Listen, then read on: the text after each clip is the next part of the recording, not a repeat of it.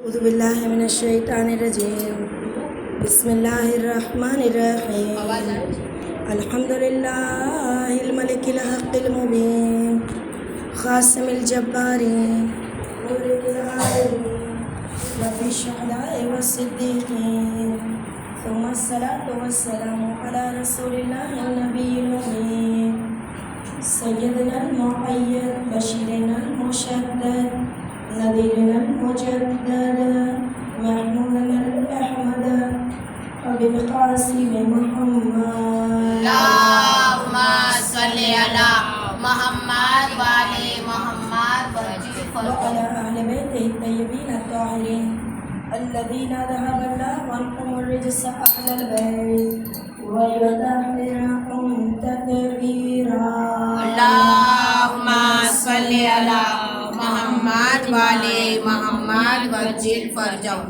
سيما بقية الله في الأرض لعنة الله على أعدائهم أجمعين بسم الله الرحمن الرحيم اللهم صل وسلم وزد وبارك على صاحب دعوة النبوية والصولة الحيدرية ولا قسمة الفاطمية ولا حلم الحسنية والشجاعة الحسينية ولا عبادة السجادية والمعاصر الباقرية والأخبار الجعفرية والعلوم الكاظمية والحجج الرضوية والجود الطاغوية والنقاوة الناقوية والحيبة العسكرية القائم بالأحوال اللهم صل على محمد وعلى محمد وجل سب ساتھ مل کے امام سبحانہ کی سلامتی کی دعا کریں بسم اللہ الرحمن الرحیم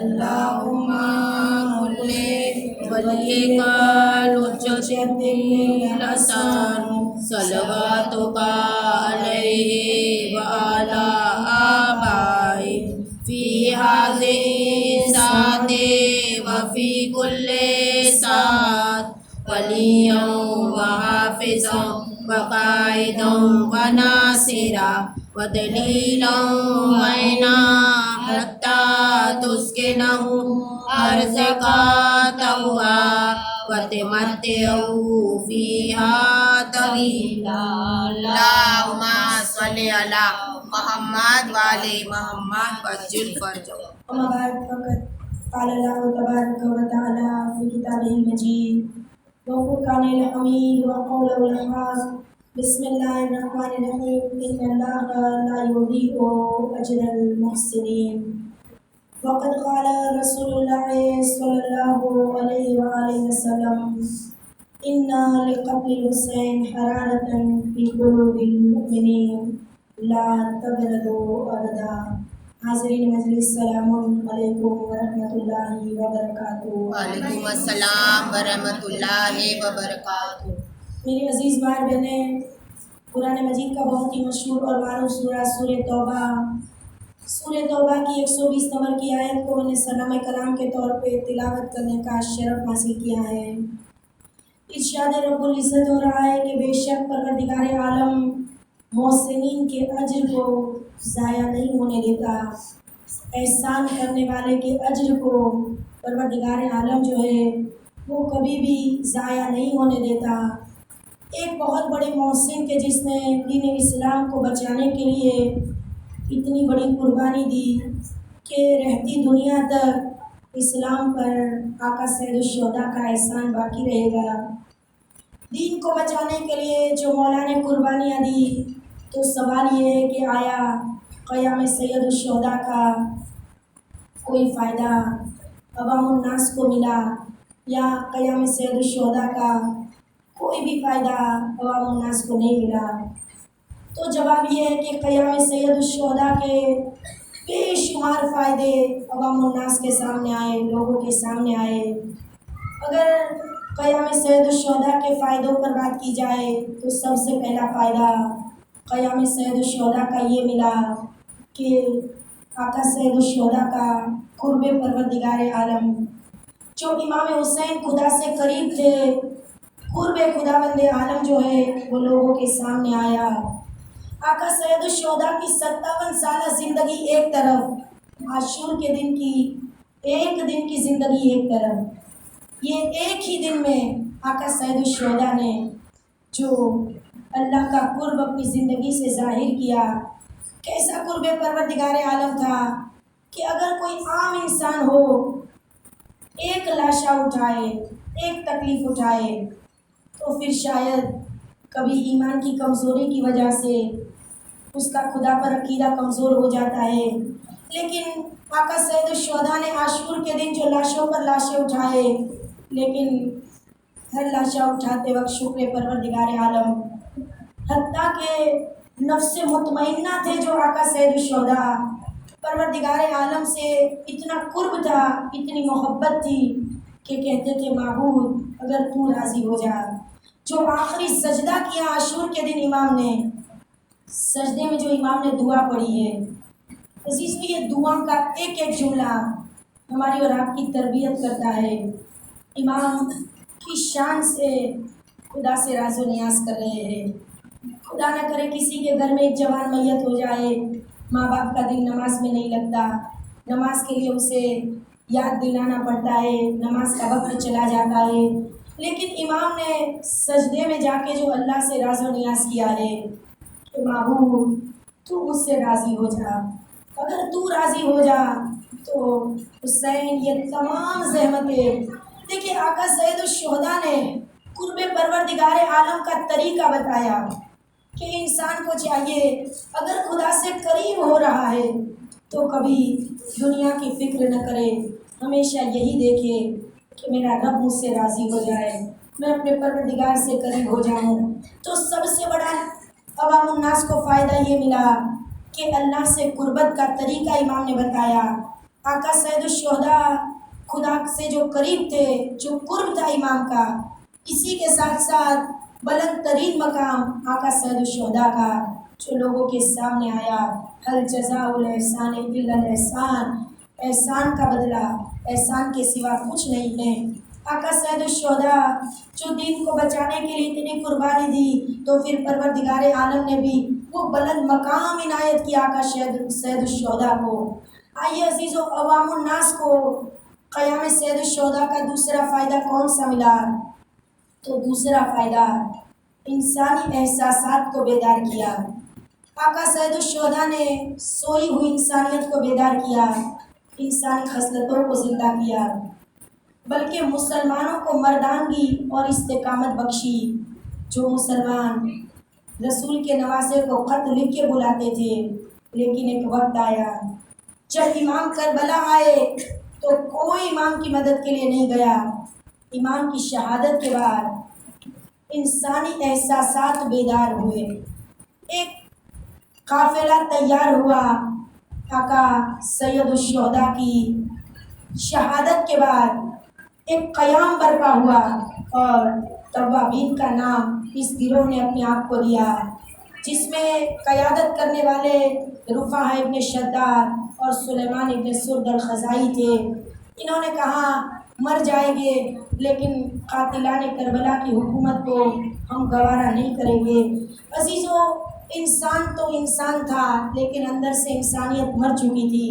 امام نے سوئی ہوئی انسانیت کو بیدار کیا، انسانی خصلتوں کو زندہ کیا، مسلمانوں کو مردانگی اور استقامت بخشی۔ اور قیام سید الشہداء کا تیسرا فائدہ عوام الناس کو یہ ملا، اگر حسینیت نہ ہوتی تو مظلوم ایک لمحے کے لیے بھی نہ جی پاتا۔ ظاہراً جو مظلوم کو دبایا جاتا ہے، ظاہراً جو مظلوم پر ظلم کیا جاتا ہے، لیکن اندر سے جو مظلوم ٹوٹ جاتا ہے، زندگی جینے کا ایک سہارا اسے چاہیے، تو حسینیت بڑھ کے سہارا دیتی ہے۔ تمہیں گھبرانے کی ضرورت نہیں ہے، چاہے آج جتنے بھی ظلم ہے، آخر کار جیت مظلومیت کی ہوتی ہے۔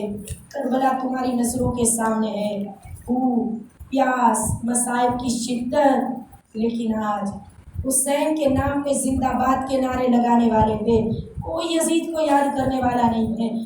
اس موقع پر تو شاید ظالم کو یہ لگتا ہے کہ ہمیں جیت مل گئی ہے، لیکن خدا نے یہ بتا دیا، آقا سید الشہداء کے قیام کا نتیجہ یہ آیا، عوام الناس کو یہ بہت بڑا فائدہ ملا کہ مظلوم کو زندگی جینے کے لیے بہت بڑا سہارا مل گیا، مظلوم کو زندگی گزارنے کے لیے ایک بہت بڑا سہارا ملا کہ آج چاہے کوئی حق کو قبول کرے نہ کرے، لیکن آخرکار جیت جو ہے وہ مظلومیت کی ہوتی ہے، لہٰذا تمہیں گھبرانے کی ضرورت نہیں ہے۔ چوتھا فائدہ آقا سید الشہداء کے قیام کا عوام الناس کو یہ ملا کہ ظلم کے خلاف مولا نے لوگوں کو اس طرح سے تیار کیا کہ خبردار مظلوم کے خلاف نہ ہونا اور ظالم کے مددگار نہ بننا۔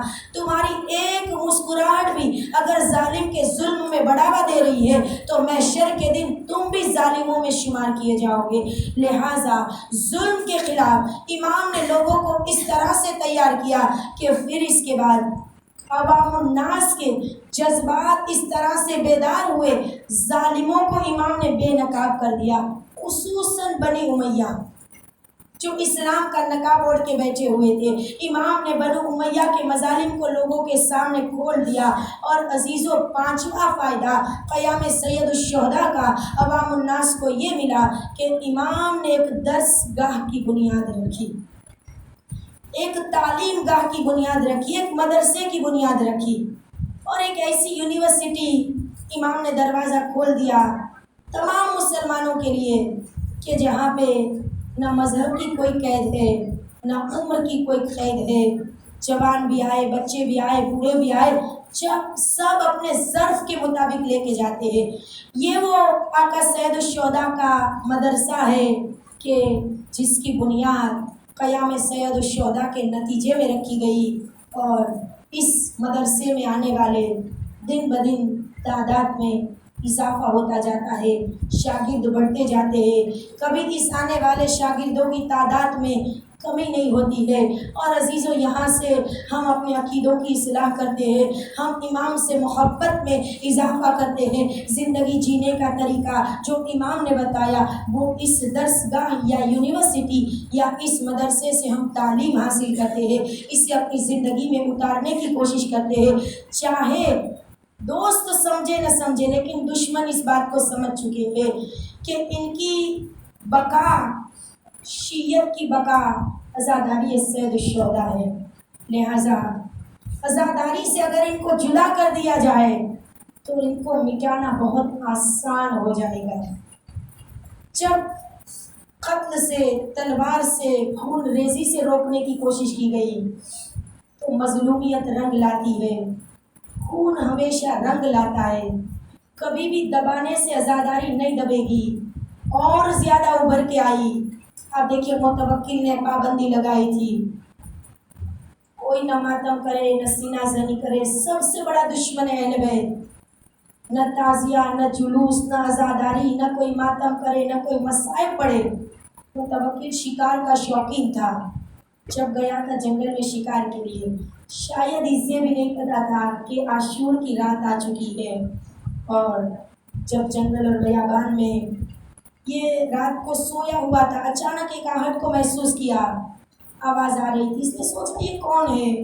جنگل اور بیابان گھوڑے پر سوار ہوا، جب آواز کی جانب چلا تو اسے پتا چلا کہ جنگل کی جھاڑیوں کے درمیان کچھ عورتیں تھیں جو اپنے چھوٹے چھوٹے بچوں کو لے کے آئی تھی، گھر کو چھوڑ کے آئی تھی۔ اگر شہر میں پابندی ہے تو گھر کو چھوڑ کے بیابان میں مولا کا کم منانے کے لیے، اور متوکل اسی وقت سمجھ گیا تھا کہ جس قوم کی عورتوں کا یہ جذبہ ہو، کبھی عزاداری سے میں انہیں نہیں روک سکوں گا۔ پھر مغل امپائر، اورنگزیب کا زمانہ آپ سب جانتے ہیں، اورنگزیب اتنا ظالم تھا، اتنا مغرور تھا، صرف عزاداری پہ پابندی نہیں ہے بلکہ جو یا حسین کہہ کے روئے گا اسے اسی وقت قتل کر دیا جائے گا، اسے اسی وقت جو ہے وہ تلوار سے مار دیا جائے گا۔ لیکن حسینی مرنے سے کہاں ڈرتے ہیں۔ ایک ضعیفہ عاشور کا دن 90 سال کی عمر ہے اور اپنے گھر کے باہر تعزیہ لے کے نکلی ہے، یا حسین کہتی جاتی اور روتی جاتی ہے۔ جب یہ دیکھا تو اورنگزیب کے سپاہی آ کے کہتے ہیں کہ بڑھیا تجھے جان پیاری نہیں ہے؟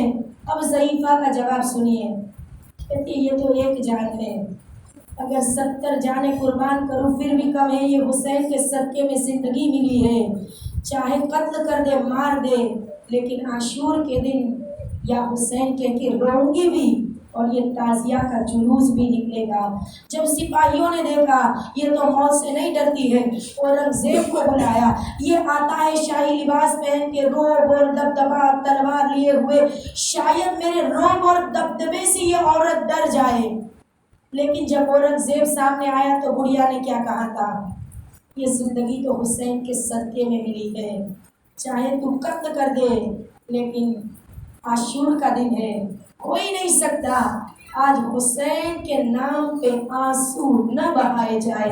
اور اورنگزیب جو پلٹا ہے، چاہے بڑھیا کو ظاہراً یہ دکھانا چاہتا ہوں میں نے تجھے ڈرانے کی کوشش کی، لیکن اندر سے ٹوٹ گیا تھا، سمجھ گیا تھا جس قوم کی عورتوں کا یہ جذبہ ہو کبھی اس قوم سے ہم عزاداری کو جدا نہیں کر سکیں گے۔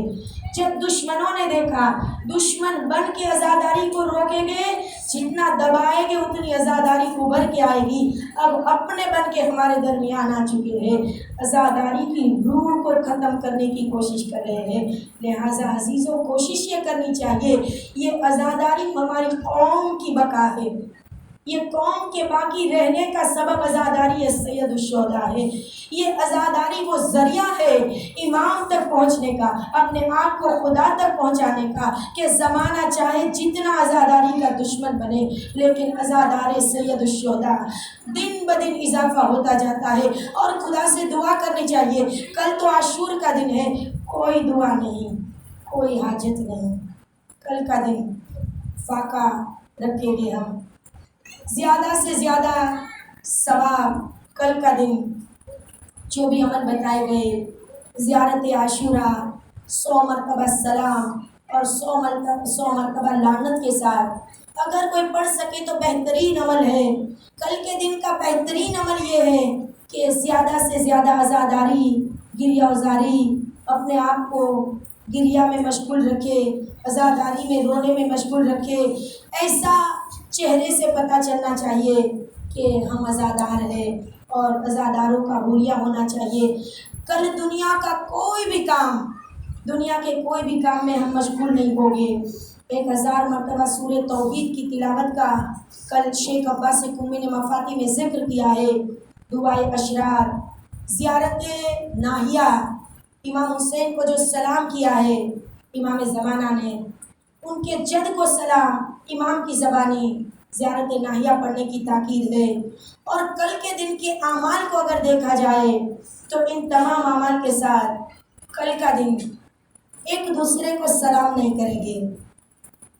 سلام یعنی سلامتی، کل ہم اپنی سلامتی نہیں چاہیں گے، جہاں زہرا کا بنا ہوا گھر اجڑ گیا، کہاں ہم اپنی سلامتی کی فکر کرتے ہیں، بیوی تیرے بچے کے صدقے میں تو یہ زندگی ملی ہے، کل اپنی سلامتی نہیں، جب ایک دوسرے سے ملاقات کریں گے تو یہی کہیں گے اعظم اللہ اجورنا و اجورکم بمصابنا بالحسین علیہ السلام وجعلنا، پروردگار عالم سے ہم دعا کریں گے کہ پروردگارہ ہمارے اور تمہارے اجر کو زیادہ کرے، بمصابنا بالحسین، امام حسین کی مصیبت میں جو ہم گریہ کرتے ہیں اس کے اجر میں خدا تمہارا اور ہمارا اجر جو ہے وہ بڑھا دے، زیادہ اجر عنایت کرے۔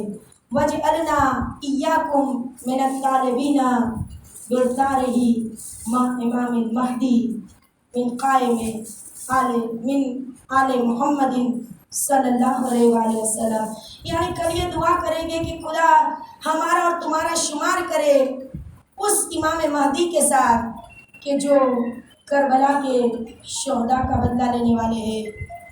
میری عزیز ماں بہنیں، دیکھیں قیام سید الشہداء، کل کا دن کوئی دعا نہیں، لیکن سب سے بڑی دعا امام کے ظہور کے وقت خدا ہمیں بھی بدلہ لینے والوں میں شمار کرے.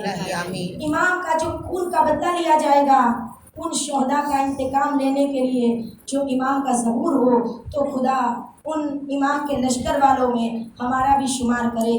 اگر عربی میں نہیں پڑھ سکتے تو گجراتی میں ایک دوسرے کو جب ملاقات کرے، تعزیت پیش کرے کہ خدا اجر میں اضافہ کرے، امام کی مصیبتوں میں گریے کی اور زیادہ توفیق دے ہمیں. بس ملاقات کریں گے تو یہی جملے، کل کوئی دنیاوی کام نہیں، کل پورا دن عاشور کا دن، یعنی اہل بیت پہ وہ مصیبت کے ایام ہیں. یقیناً عزیزوں، جس گھر سے ایک میت نکلتی ہے گھر والوں کی کیا حالت ہوتی ہے، لیکن کل دوپہر میں زہرا کا بنا ہوا گھر اجڑ گیا، اور ایسا اجڑا شاید سغرا مدینے میں بہن محلے بنی ہاشم کو دیکھ کے یہ سوچتی ہے جب یہ قافلہ آئے گا میرے اجڑے ہوئے بہار میں، میرے اجڑے ہوئے چمن میں بہار آ جائے گی، لیلا آئے گی، تمہیں فروا آئے گی. لیکن میں کہوں بی بی سغرا انتظار نہ کر، ابھی اجڑا ہوا چمن کبھی آباد نہ ہوگا. لیلا تو آئے گی لیکن اکبر نہ ہوگی. ماں خالی گھر میں جا کے کیا کرے گی؟ فروا تو آئے گی، قاسم نہ ہوگے. فروا خالی گھر میں جا کے کیا کرے گی؟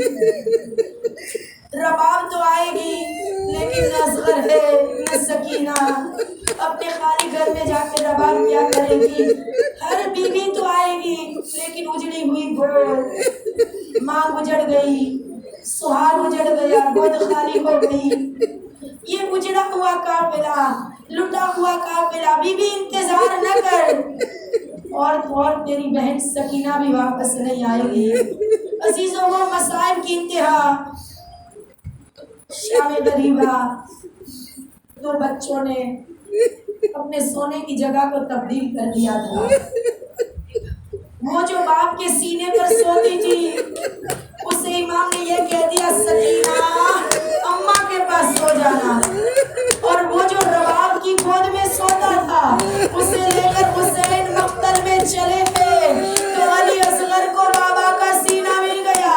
عجب نہیں آج قید خانے سے آواز آتی ہو، بھیا اصغر تمہیں تو بابا کا سینہ ملا تو تم چین سے سو گئے، لیکن سکینہ جب سے سینے سے بچھڑی ہے سکینہ کو نیند نہیں آتی. عزیزوں، عاشور کا دن امام نے جیسے آواز استغاثہ بلند کی، حل من ناصر ینصرنا، ہے کوئی میری مدد کرنے والا؟ خیمے سے رونے کی آواز. امام در خیمہ پر جاتے کہتے بہن زینب ابھی حسین زندہ ہے. یہ بیویاں کیوں رو رہی ہیں؟ کہا بھیا جیسے آواز استغاثہ آپ نے بلند کیا علی اصغر نے اپنے آپ کو جھولے سے گرا دیا ہے. امام نے کہا بہن رباب سے کہو اصغر کو میری گود میں دے، میں اصغر کو پانی پلانے کے لیے لے جانا چاہتا ہوں.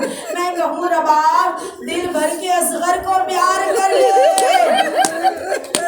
تیرا اصغر پلٹ کے واپس نہیں آئے گا. عزیزوں، کربلا کا واحد شہید ہے علی اصغر، باب الحوائج ہے علی اصغر، واحد شہید. ایک ہی شہید ایسا ہے، ہر شہید اپنی دفاع کر سکتا تھا. جب کوئی وار کرتا تھا نا تو وار کو روکنے کی طاقت تھی، لیکن یہ رباب کا 6 مہینے کا بچہ اپنی دفاع بھی نہیں کر سکتا تھا، اپنا بچاؤ بھی نہیں کر سکتا. بابا کی گود میں اس طرح سے چلا ہے، ماں نے نصیحت کی ہے اصغر دودھ کی لاج رکھ لینا، اصغر جب تیر آئے تو گلے میں روک لینا، ایسا نہ ہو یہ تیر امام وقت کو زخمی کر دے. بس علی اصغر کو لے کے امام چلے گئے. فوجی اشقیا سے کہتے ہیں تمہاری نظروں میں میں گنہگار ہوں نا، اس بچے نے تو کوئی خطا نہیں کی، یہ بہت پیاسا ہے، تھوڑا سا پانی اسے پلا دو. کوئی نہیں آیا جو پانی پلائے. امام نے کہا تمہیں لگتا ہے میں پانی پی لوں گا؟ बच्चे को जलती हुई जमीन पे रख दिया, तुम आओ, तुम पिला दो, ये बच्चा बहुत प्यासा है। अशकिया मुड़ मुड़ के रोने लगे। और ये वो मुश्किल मौका था, जब कोई तकलीफ में होता है ना तो अपने को याद करता है। हुसैन ने हमें अपना जाना, मौला तेरा शुक्रिया, तूने अपना जाना, हम भी तेरे अपने हैं। तमाम खुशियों को भुला के, दुनिया की कोई खुशी गवारा नहीं है जब मुहर्रम आते हैं, मौला हम काले लिबास पहन लेते हैं। मौला जैसे हमारे घरों से जनाजे निकल रहे, हम इसी तरह गिरिया करते, बस गिरिया करने की तौफीक, अश्कों की रवानी मौला दे दीजिए जो हमारी नजात का जरिया बन जाए, बीबी ज़हरा पुरसे से राजी हो जाए। इमाम ने उस मुश्किल मौके पर कहा, ए जाने वालों, काश तुम करबला में होते, तुम देखते मैं असगर के लिए कैसे पानी का सवाल कर रहा हूँ। जब मौला ने कहा तुम आके पिला दो, कोई आगे नहीं बढ़ा, लश्कर मुड़ मुड़ के रोने लगा। इमाम ने अली असगर को गोद में लिया, कहा मेरे लाल, तू हुज्जत खुदा का फर्जंद है, तू हुज्जत को तमाम कर दे। अली असगर ने सूखी हुई ज़बान सूखे हुए होठों में फेरना शुरू किया। बस जैसे ये मंजर देखा, एक मर्तबा शिमर कहता है, हुरमला इक्ता कलामुल हुसैन, हुसैन के कलाम को काट दे, तीन बाल का तीर चिल्लाए कमान में जोड़ा गया, तीर तीन शाख वाला था। न करबला से पहले न करबला के बाद किसी इंसान को मारने के लिए तीर इस्तेमाल हुआ, वहशी घोड़ों को और जानवरों को मारने के लिए इस्तेमाल होता था। तीर को जोड़ता है लेकिन हाथ कांपने लगते हैं, हुरमला निशाना नहीं ले पाता। शिम्र कहते हैं, हुरमला अगर कोई मुझसे पूछे तो मैं जवाब दूं, तुझसे बड़ा कोई तीर अंदाज नहीं है। ये क्या तेरे हाथों में तेरे हाथ लरस रहे, क्या वजह तू निशाना नहीं ले पा रहा? हुरमला कहता है, शेर मैं देखता हूँ खेमे का पर्दा बार बार उठता है, बार बार गिरता है, मुझे लगता है इस बच्चे की माँ है।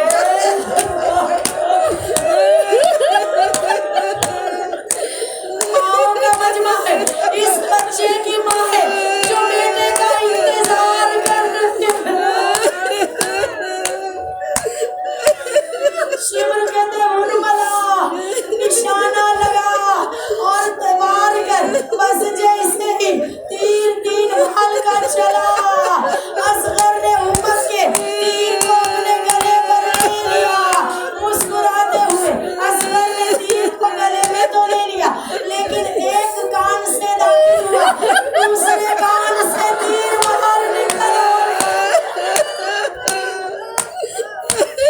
एक कान से दाखिल हुआ, दूसरे कान से निकला, इमाम के बाजू में बेबस हो गया।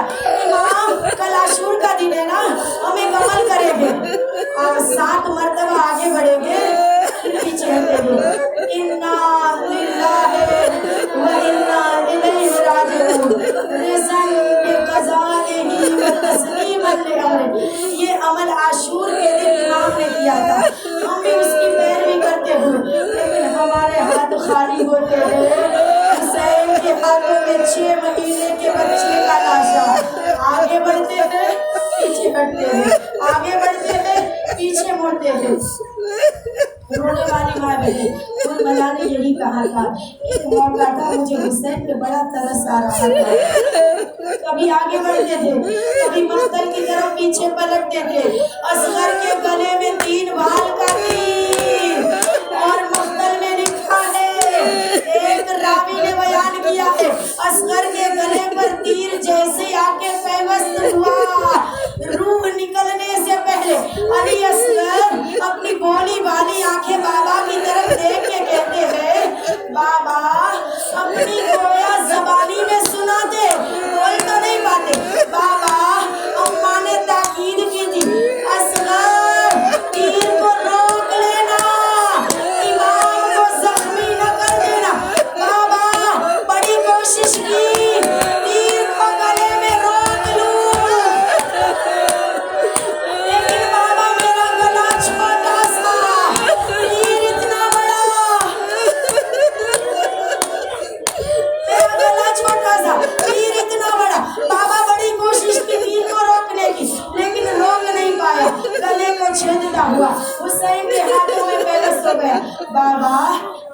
माँ को शिकायत न करना, असगर ने मेरे बाजू को जख्मी कर दिया। ताकत होती तो तीर को रोक लेता। बस जैसे इमाम दरे खैमा पर पहुंचे, रबाब आई और एक जुमला कहा। खेमे के दरवाजे पर आके कहती है, असगर क्या तुझ जैसे बच्चे भी नहर किए जाते हैं? नहर किसे कहते हैं?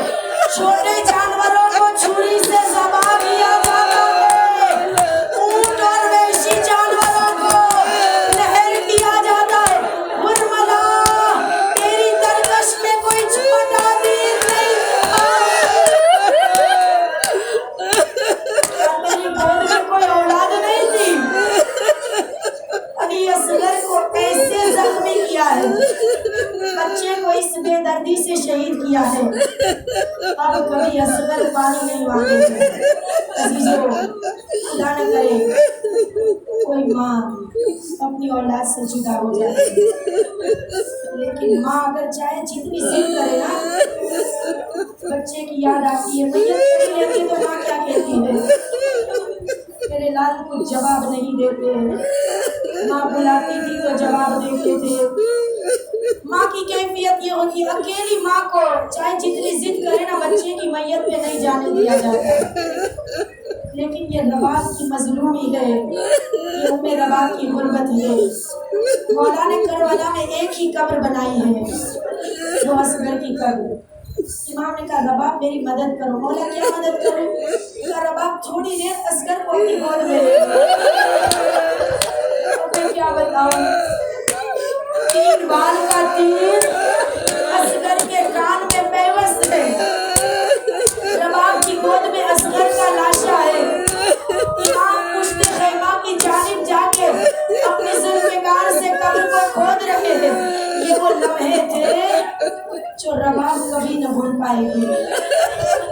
जब रात को सोएगी ना, पहलू में बच्चे की कमी को महसूस करेगी। पूरी जिंदगी रबाब रात को सो नहीं पाएगी। यही मंजर याद आएगा। अली असगर 3 बाल का तीर था, माँ की गोद में एक फूल सा बच्चा। करबला में किसी शहीद की कब्र नहीं बनाई इमाम ने। इमाम हुसैन ने सिर्फ एक कब्र बनाई। क्या वजह? वजह ये थी, लाशें पामाल हो जाएंगे, असगर का लाशा बच जाए। 6 महीने का बच्चा, असगर का लाशा बच जाए। लेकिन नहीं अजीजों, ये लाशा भी नहीं बचा। जैसे ही 11 मुहर्रम की सुबह आई, सरों को गिना गया। उर्मिला कहता है, वो सर नजर नहीं आता जिस बच्चे को मैंने तीर मारा था। अब कैसे पता चले वो बच्चे का लाशा कहाँ गया? सिपाही कहते हैं, जब असगर का लाशा लेके हुसैन खेमे में गए थे ना, हमने देखा था पुश्ते खैमा की जानिब गए थे। अब इतनी बड़ी करबला, पुश्ते खैमा में पता कैसे चले? शिमर कहते हैं, मुझे पता है ये लाशा कैसे निकाल रहा है। हाथ में एक नेज़ा लिया, रबाब के दिल की धड़कनें तेज हो गई। असगर एक बार तो उर्मिला के तीर ने असगर को जख्मी कर दिया है। वाहिद शहीद करबला का 2 मरतबा जिसको शहीद किया गया। एक बार जिंदगी में शहादत के बाद शिमर जमीन पे नेज़ा मारता जाता है। एक ऐसी नर्म जमीन आई, नेज़ा जमीन में गया, खाली नहीं आया। 6 महीने के बच्चे का लाशा, माँ का मजमा है। एक बार असगर को बाप के सामने 3 बार का तीर मारा। एक मरतबा रबाब के सामने, रबाब देख रही है। जैसे ही नेज़े पर अली असगर का जिस्म आया, खुदा लानत करे शिमरे मलून के ऊपर, छोटी सी गर्दन को काटा। नौ के नेज़ा पर अली असगर के सर को बुलंद किया। अजरुक मिनल्लाह, खुदा किसी कम पे न रुलाए। रोते जाइए। इमाम के ज़हूर की दुआ है। इमाम को बड़ी फिक्र थी, अली असगर का लाशा पामाल न होने पाए। 6 महीने का बच्चा, इतना छोटा सा बच्चा लाशा पामाल हो जाए तो आखिर में इस बच्चे के जिस्म में क्या बाकी रहता है, माँ समझना है ना। बस मैंने मसाइल को तमाम किया।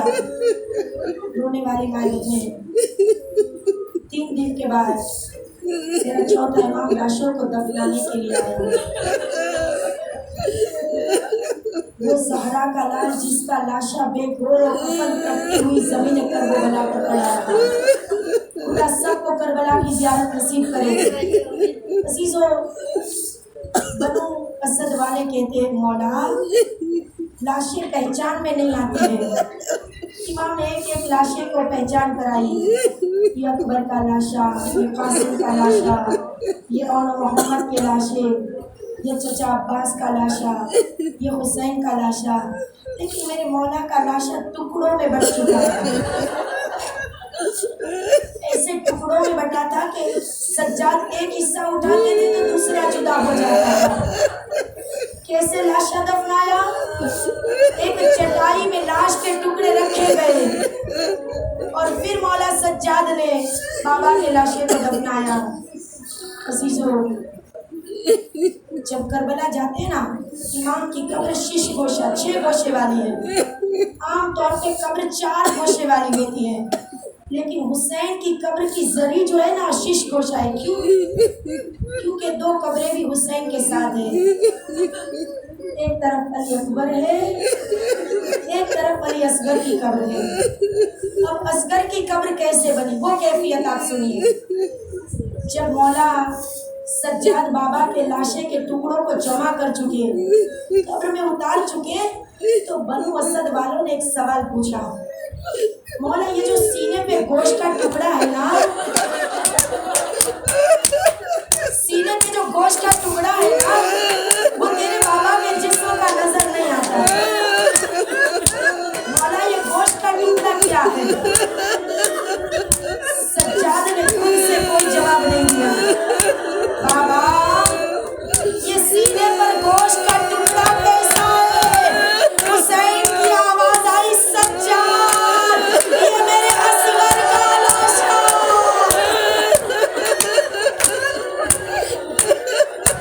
ये मेरे असगर का लाशा, असगर का लाशा। इस बेदर्दी से 3 भाई का तीर मारा, इस बेदर्दी से सर को जिस्म से जुदा किया गया। दफन करने की बारी आई तो एक छोटा सा गोश्त का टुकड़ा, बस आंख में आंसू है। दुआ कबूल होने का वक्त दुनिया की कोई हाजत नहीं। ए मौला इमाम ज़माना, रबाब की उड़ी हुई गोद आपको बुला रही। ए वक्त के इमाम, अली अकबर के सीने में लगने वाली बर्छी आपको बुला रही। मौला, आज की रात इंतजार की आखिरी रात हो। मौला ने दुआ पढ़ते पढ़ते सब्र जवान।